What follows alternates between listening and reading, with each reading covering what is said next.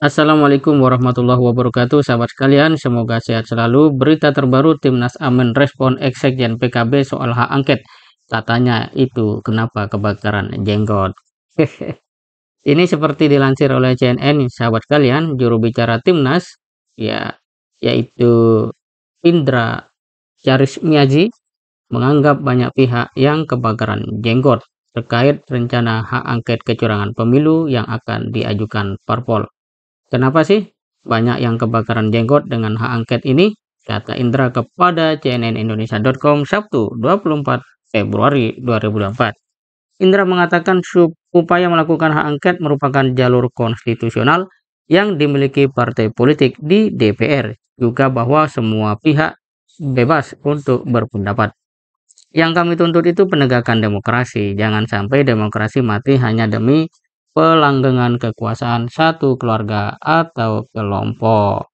Kemudian dia mengatakan tuntutan atau desakan untuk hak angket di DPR sekarang itu adalah pekerjaan yang sia-sia. Ya, ini kalau menurut Lukman Edi ya, yaitu mantan sekjen PKB ya. Kontraproduktif karena nggak ada connectingnya dengan penyelenggaraan pemilu. Tidak bisa mengubah hasil pemilu, tidak bisa juga mengubah hasil keputusan Bawaslu. Katanya dikutip dari detik.com Sabtu 24 Februari 2024. Sahabat sekalian, kita sebagai masyarakat biasa tentu tidak begitu mengerti mana yang secara hukum itu bisa ditempuh dan menjamin ketegaknya keadilan. Yang kita sebut sebagai warga tidak tahu itu ya dalam konteks apakah masing-masing lembaga negara yang ada itu mampu berdiri independen sehingga mampu mewujudkan keadilan. Ya, seperti kita tahu memang kalau dalam proses demokrasi ini yang menjadi tuntutan masyarakat pasca dugaan kecurangan yang terstruktur, sistematis dan masif itu berlangsung begitu kuat, masyarakat tidak lagi melihat MK sebagaimana pemilu-pemilu sebelumnya sebagai ya pihak yang dapat secara langsung bertindak sebagaimana seharusnya. Ini dikarenakan tentu saja masyarakat membaca tentang berbagai keputusan MK ataupun polemik tentang MK yang belakangan dinilai sebagian pihak itu melanggar konstitusi atau tidak beretika. Sehingga sebagian dari kelompok politik yang berkompetisi pada Pilpres 2024 memandang bahwa kalau kita ke MK hasilnya akan normal seperti biasa seperti tahun-tahun sebelumnya atau periode pemilu tahun sebelumnya.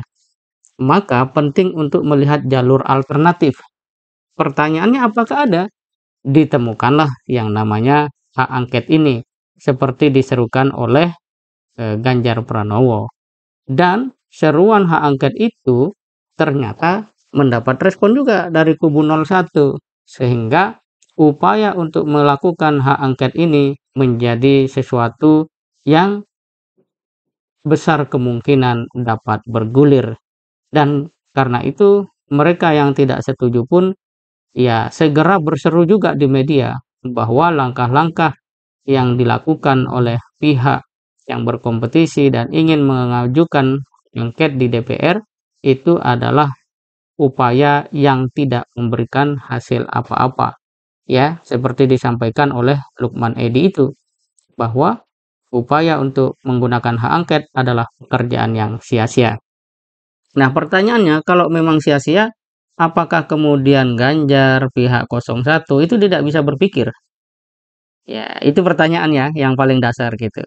Yang kedua, kalau memang itu sia-sia, kenapa kemudian pihak yang tidak setuju atau mungkin memandang langkah itu katakanlah memang betul-betul tidak berguna, kenapa dia mesti bersuara? Ya dibiarkan saja. Toh dalam kompetisi justru dia ingin melihat bagaimana lawannya justru salah jalan gitu. Ini kan malah kayaknya diperingatkan, jangan begitu caranya, itu salah jalan, sia-sia. Itu satu hal yang tidak mungkin karena tentu saja setiap pendukung ataupun bagian dari capres dan cawapres itu punya upaya untuk betul-betul menang. Nah, substansinya adalah apakah kemudian hak angket ini efektif. Ya, kalau bahasa Lukman Edi mengubah hasil pemilu.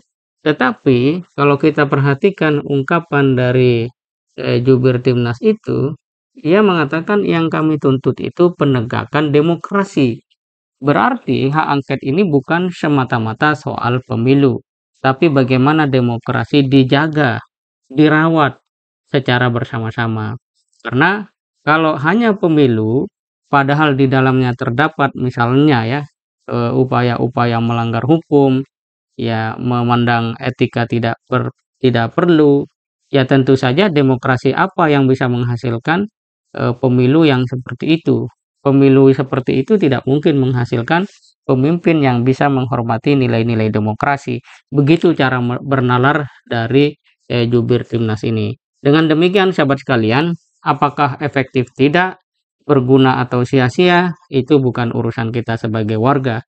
Kita hanya ingin apa yang menjadi mekanisme dasar-dasar berdemokrasi, termasuk etika dan ya pemegangan terhadap kekuasaan itu betul-betul berdasarkan aspirasi rakyat yang relevan dengan demokrasi. Jika kemudian pada akhirnya hal-hal ke depan kita tidak tahu dan seterusnya, maka sesungguhnya Tuhan juga tidak akan tinggal diam. Dalam pengertian akan selalu ada momen-momen di mana kebenaran akan Allah tegakkan dan di mana ketidakadilan akan Allah tumbangkan. Tugas kita adalah terus membaca, berpikir, dan mencermati dengan sebaik-baiknya. Semoga bermanfaat. Assalamualaikum warahmatullahi wabarakatuh.